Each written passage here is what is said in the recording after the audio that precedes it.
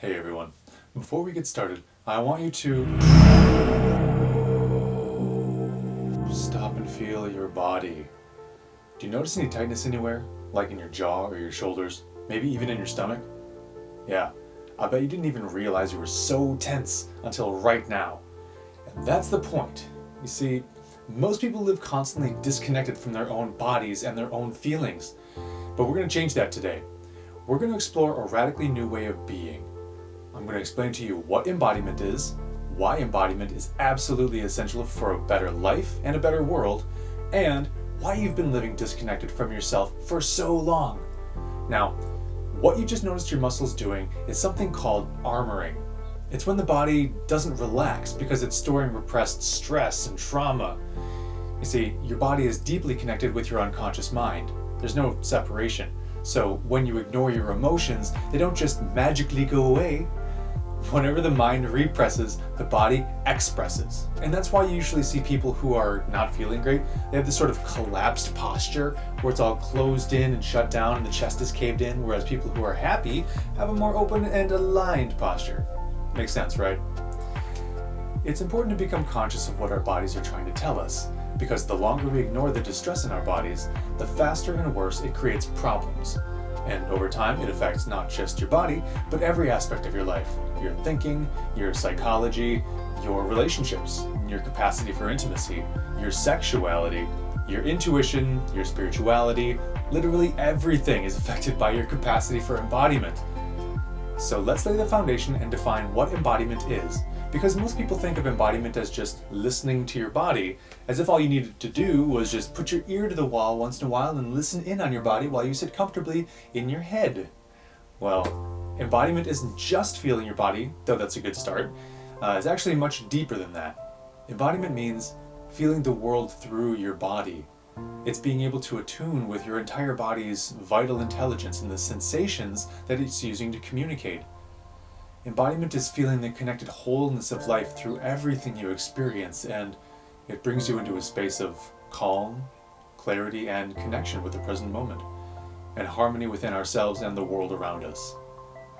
It's the natural state we've evolved to be in. We weren't designed to live in constant disconnection and anxiety, but as a society, we've normalized it. And so many people live their entire lives in their heads, while deep down they feel separated and disconnected from themselves and from the world. So how did this happen? When did we lose touch with ourselves, our feelings, and our authenticity, and that felt sense of wholeness? Well, it's a big answer, but as I mentioned in a previous video, it comes down to trauma. And I've met people who say, "What are you talking about? I had a great childhood. My parents didn't hit me, I had a high-paying job, I was taken care of, I'm in a good relationship, I don't have trauma, so why am I still not embodied?" And the reason why is because even if you weren't overtly abused, like as an alcoholic parent, using you as a punching bag, trauma can still happen in subtle ways. Like a child raised in a well-to-do family that was well provided for materially, but the parents were either emotionally absent or domineering, or they were forced to repress their feelings as children and grow up fast. There are many scenarios. Most people don't even realize they've been traumatized because they've normalized it, just like you grew to normalize the discomfort that you felt in your body and you didn't even notice until I pointed it out to you. We've all experienced some trauma to some degree because of the culture we've been raised in. Your culture has shaped your values, your beliefs, your behaviors, and your relationship with your body. And for those of us raised in westernized cultures, we've been raised in a very domineering, boundary-defined, disconnected, top-down, head-centric culture. We're so stuck in our heads, in fact, that we glorify what is up and demonize what is down, quite literally. You'll notice that heaven is up and hell is down. You also see this reflected in the language we use. We say things are looking up to describe what's good, and a person is feeling down when they're feeling sad. And we also describe the leader of a company as the head of a company, the most important part. And even the word capitalism is based on the word for head. So the story of our cultural trauma runs very deep in our history, and in our own lives, it starts very early. In fact, it starts as early as the womb. And the story all of us shares goes like this. Even when we're in utero, we are directly affected by the world around us. It's been shown that when the mother is in a stressful situation and her heart rate goes up, the baby's heart rate also goes up. When the mother produces stress hormones, the baby also experiences those feelings. Often, after birth, the umbilical cord is cut or clamped too soon, which can contribute to many health issues. Then, minutes after babies are born, they're separated from their mother and put into a hospital nursery under fluorescent lights in a cold plastic bed, all by themselves. This has been proven to be traumatizing to babies who desperately need their parents' constant, warm, loving connection to the body. In fact, it's been scientifically proven that without loving touch, babies can stop growing or even die. And, on top of that, many boys are subjected to genital mutilation, known as circumcision, often within the first 48 hours of life. And then for years after that, babies are forced to sleep alone in cribs away from their parents and away from the comforting touch that they so desperately need. And they typically only receive care after they've been crying their brains out for some time. And this continues throughout your childhood. That's right, we're going to keep going. I'm going to waterboard you with the facts until you realize how everyone suffers from trauma. Let's take school as an example. Most public schools are like factories that treat kids like parts in a machine rather than unique, sensitive, embodied beings. Which makes sense because the modern public school system was created during the time of the Industrial Revolution and hasn't changed much ever since. So let's take a moment to remember how school conditioned you to ignore your body. You were coerced, physically and mentally, to conform like an unfeeling cog in the machine. When you cried, squirmed, or let your body express itself, you were often punished and shamed for it.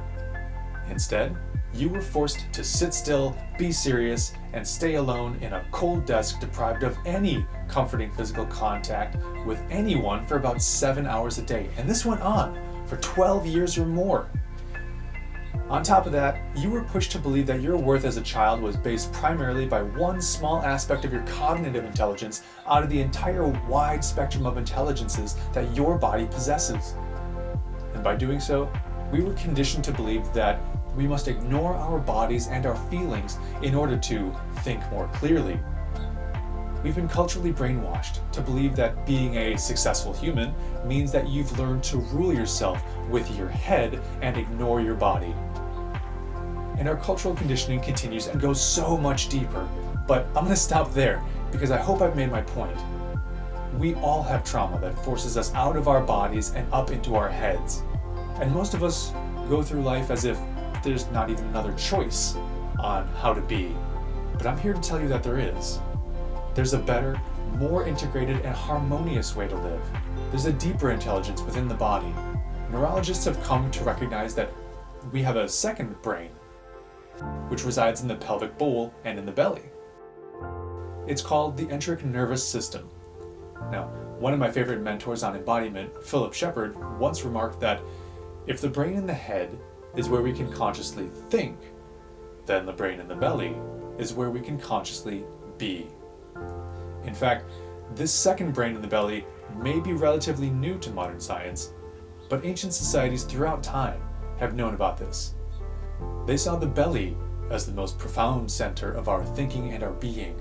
Societies like the Chinese, the Japanese, the Mayans, the Incans, and even in European culture thousands of years ago. These cultures understood the vital intelligence of the body and how it connected us with the underlying energies of life through embodiment practices like Qigong, Yoga, Tai Chi, Pranayama, and other techniques, both ancient and modern. But as history and time went on, we saw the center of consciousness rise from the belly up higher into the chest around 800 BC, around the time of the Greek philosopher Homer, and then it went up into the head about 400 years later. And we've been stuck up in the head ever since. Now, while our journey up into the head has guided humanity to some remarkable accomplishments, it's come at a cost. You see, when you live in your head, you become fixated on the more masculine values of doing. Values like control, systemization, acquisition, commodification, and abstraction. Now, all these things are necessary in some way, but they need to be balanced with the feminine aspect of our consciousness, which is our being, located deep in the belly and in the pelvic bowl.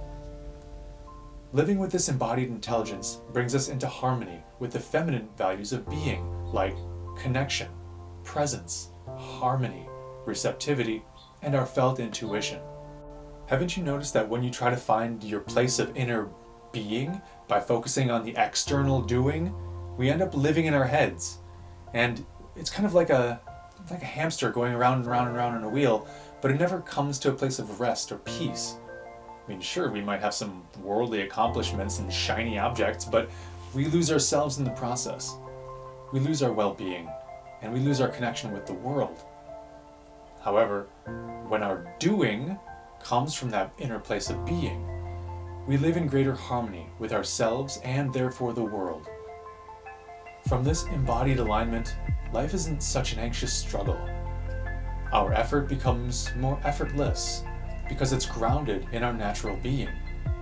Our senses become awakened and informed, attuned to the present moment.